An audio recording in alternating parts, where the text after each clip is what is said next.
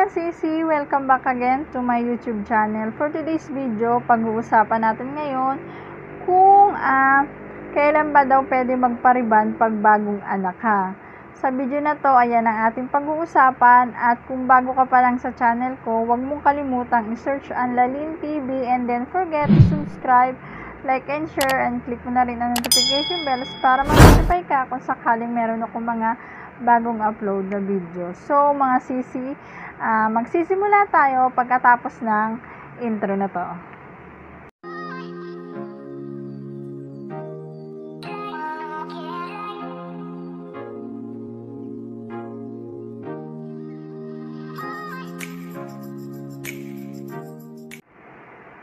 So mga sisi, welcome back again to my YouTube channel. For today's video, ang topic natin ngayon ay kung kailan nga ba daw pwede magpariban ang bagong anak.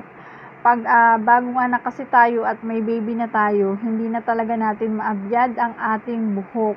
Kaya ang ginagawa na lang natin ay binabasta na lang natin ang ating buhok, basta na lang natin tinatali, wala tayong pakailan kung anong itsura natin sa bahay, basta naabyad natin si baby.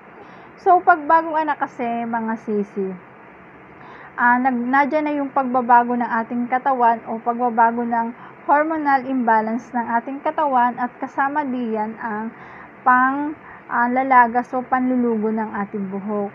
Paano na lang kung gusto mo nang magpariban?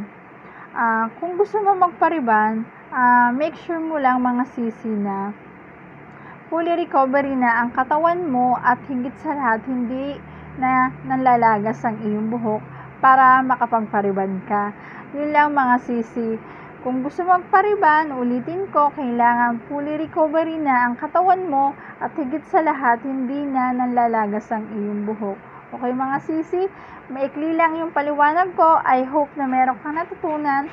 At kung bago ka pa lang sa channel ko at napadpad ka, huwag mo namang kalimutang i-subscribe ang Lalyn TV, and then forget to subscribe, like and share, and click mo na rin ang notification bell para ma-notify ka kung sakaling meron akong mga bagong upload na video. See you in next my video. Thank you for watching. Bye!